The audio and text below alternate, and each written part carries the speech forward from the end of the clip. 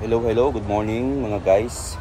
So ito na po yung mga warriors natin na mga stag, no? Yung nasa unahan na yan, guys. Yan po yung galing sa Batangas. Okay? Yung ating going to 7 months. So yan, naglalaban na po siya doon kasi ay hindi pa siya gaanong naglalaban. Yan, yung kabila naman, yung kabila na nasa scratch pin naman ay yan po yung galing kay Black Lava. Yan, sabi niya kasi nasa 6 months, batang-bata pa siya, no? So yan. So naglalaban-laban na rin sila.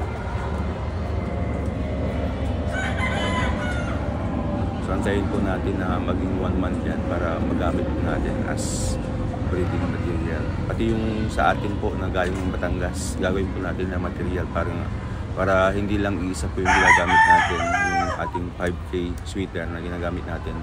Madadagdagan na ang ating puwersa, magiging 3. So mayroon po tayong 2 5K sweater at mayroon tayong golden monkey sweater na galing po kay Black Lava.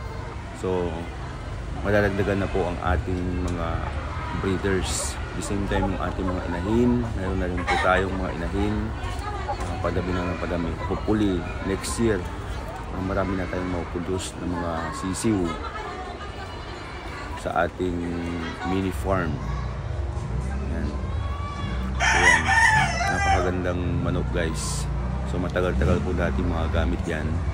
At by November, guys, ay kukunin na rin po natin yung SPR.